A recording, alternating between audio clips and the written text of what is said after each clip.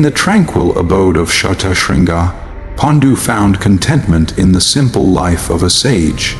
Surrounded by the vibrant energy of his 5 sons and the companionship of his devoted wives, Kunti and Madri, he appeared at peace. Pandu dedicated his time to imparting the wisdom of Dharma to his eldest son, Yudhishthira, ensuring that the boy would grow into a leader of virtue and integrity.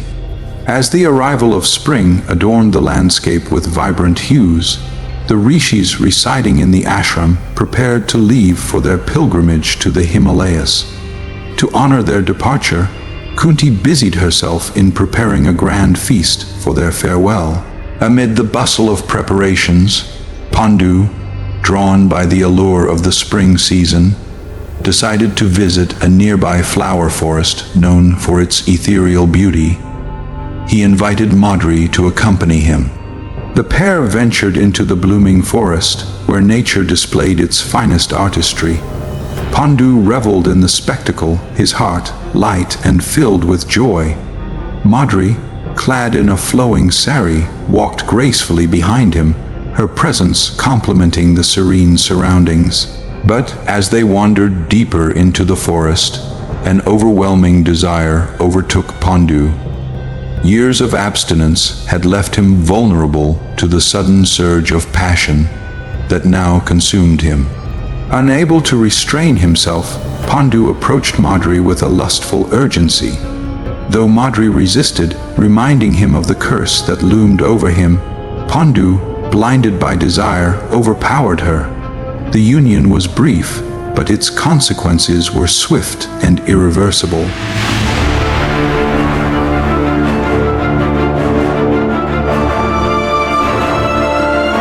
No sooner had the act concluded than Pandu collapsed lifelessly to the ground. The curse, foretold by the sage Kindama, had come to pass. Madri, struck by the enormity of what had occurred, cried out in anguish. Her piercing wails echoed through the forest, reaching Kunti, who was nearby with the children. Alarmed, Kunti instructed the boys to remain where they were and hurried toward the source of the cries. She found Madri kneeling beside Pandu's lifeless body, her face etched with shock and despair. Kunti, overwhelmed with grief, questioned Madri. How could this happen when both she and Pandu were well aware of the curse? How could a man who had lived as a sage for so many years suddenly succumb to such desires? Madri, her voice trembling, explained the events.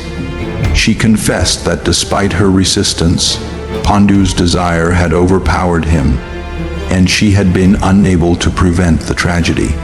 The cries of grief attracted the rishis, who soon gathered at the scene. They offered their condolences, consoling Kunti and Madri. They reminded them that Pandu had lived a life filled with diverse experiences, as a prince, a king, a warrior, and finally a sage. His penance and virtues would surely grant him a place in the heavens. Yudhishthira and his brothers, informed of their father's death, arrived to pay their respects. The young princes wept bitterly, their grief palpable as they mourned the loss of their father. Madri, consumed by guilt, declared her intent to join Pandu in death, believing herself responsible for the tragedy. Kunti intervened, insisting that as the first wife, it was her duty to sacrifice herself. But the rishis urged them both to reconsider for the sake of the children, who were too young to face the world without their mother's guidance. Despite their appeals, Madri remained resolute. She believed Kunti, with her inherent fairness and maternal strength, was better suited to raise the Pandavas. She entrusted her sons to Kunti, asking her to treat them as her own. Madri then bid farewell to the rishis, the Brahmins, and Pandavas, instructing them to look to Yudhishthira as their father figure in Pandu's absence. Kunti, with a heavy heart, granted Madri her wish, blessing her to reunite with Pandu in the afterlife. The pyre was prepared, and Pandu's body was placed upon it. Madri joined him, lying beside her husband as the pyre was lit. Flames engulfed the pile, consuming both bodies in a final, tragic act of devotion. Kunti and the Pandavas watched in profound sorrow, the weight of the loss settling heavily upon their young shoulders. The once vibrant forest now stood as a solemn witness to the sorrowful end of a valiant king and his devoted queen. Madri's screams pierced the stillness of the forest, reverberating across the Shatashringa region, leaving an indelible mark on the hearts of all who heard them.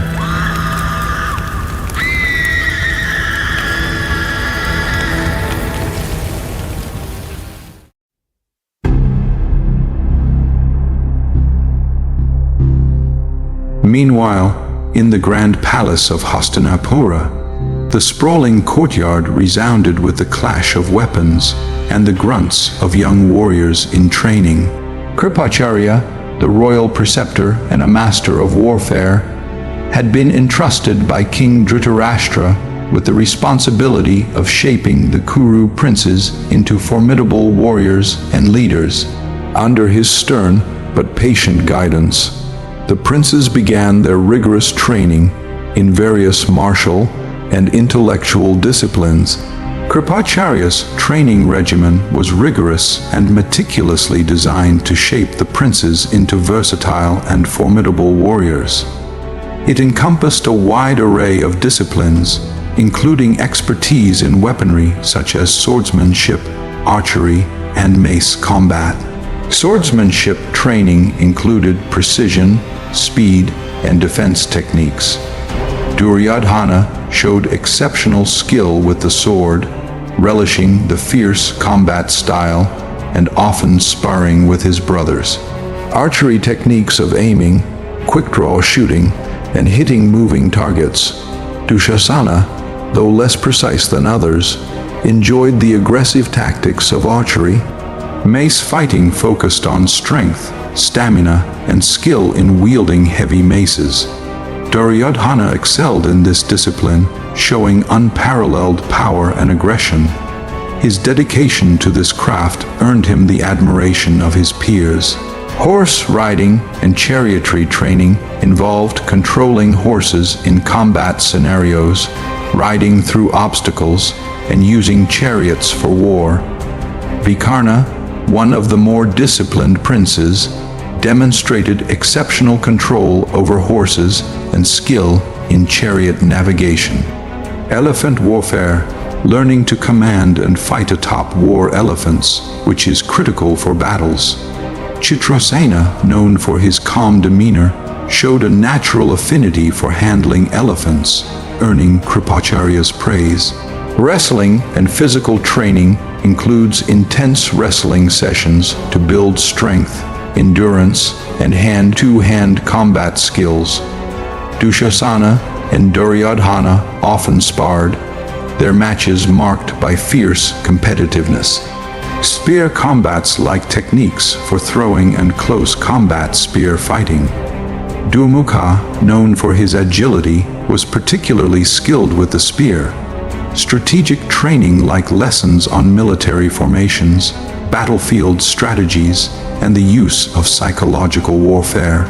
Duryodhana, with his leadership tendencies, took a keen interest in this area, though his strategies often reflected his overconfidence. Defense techniques like shield techniques and how to protect oneself from multiple attackers. Many princes excelled here, as Kripacharya emphasized the importance of defense as much as offense. While martial skills were crucial, Kripacharya also ensured the princes were trained in governance and philosophy. Kripacharya emphasized the principles of rajyadharma, duty of kings, and ethical decision-making. Duryodhana often resisted these lessons, finding them restrictive, while Vikarna showed genuine interest.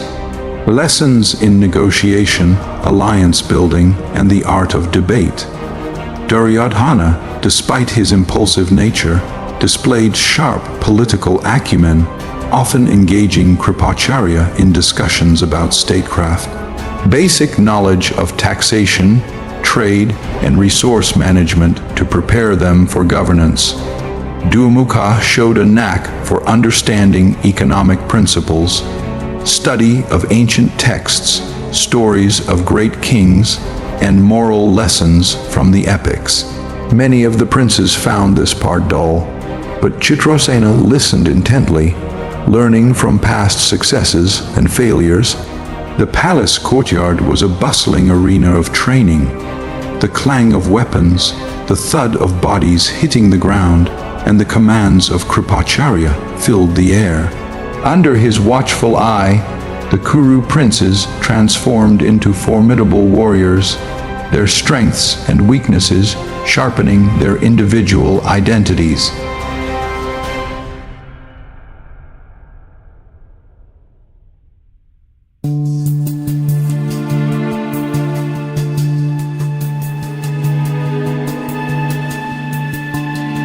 Vidura, known for his calm demeanor and soft-spoken nature, was nevertheless a sharp and astute strategist when it came to matters of politics.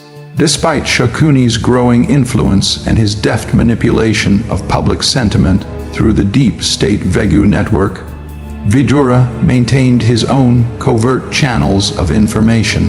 His secret agents operated discreetly, delivering vital intelligence that kept him informed of the undercurrents within and beyond Hastinapura. It was through these agents that Vidura learned of the widespread interest the Grand Martial event had generated across the continent. The news of the event, which had been quietly spread by Shakuni, had captured the imagination of people in every kingdom. Individuals from all walks of life, from seasoned warriors to enthusiastic novices, were training rigorously to showcase their skills and participate in the event.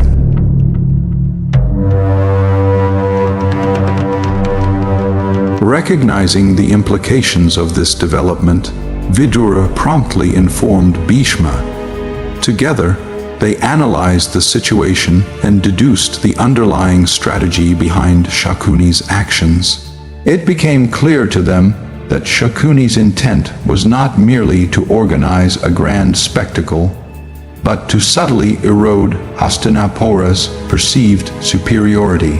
By encouraging widespread participation and cultivating skilled warriors across the continent, Shakuni aimed to demonstrate that Hastinapura's princes held no inherent advantage over others. This leveling of the playing field could shift the perception of Hastinapura from being a dominant power to merely an equal among kingdoms. Such an environment, they realized, could also sow seeds of rivalry and unrest. Though Bhishma and Vidura saw through Shakuni's machinations, they were left in a quandary. Stopping the grand event outright was not an option, as Dhritarashtra, influenced by Shakuni, would dismiss their concerns without consideration. However, they understood that the only factor that could continue to set the Kuru princes apart was their access to knowledge of divyastras, the divine weapons, the rare and extraordinary astras known only to a select few across the world, including Bhishma. While the warriors training for the event might excel in conventional skills, the mastery of divine weaponry could elevate the Kuru princes above all others. Recognizing the urgency of the matter, Bhishma resolved to monitor and control the dissemination of this sacred knowledge. He wanted to ensure that no one outside the royal princes of Hastinapura gained access to divyastras. By keeping this knowledge confined within the palace walls, Bhishma intended to create an unassailable edge for the princes, one that would distinguish them from even the most skilled warriors training for the grand event. To safeguard its secrecy and prevent others from learning these celestial techniques, Bhishma instructed Vidura to identify all individuals capable of wielding or teaching divine weapons across the continent. Without delay, Vidura embarked on his mission to identify the masters of these celestial weapons. Bhishma's unyielding focus was clear: to protect the sanctity of Hastinapura's power and to ensure that no external force could rise to challenge its sovereignty. This strategy was not just about countering Shakuni's plans, but about reinforcing Hastinapura's position as the unchallenged epicenter of strength and wisdom in the entire Jambu Dwipa.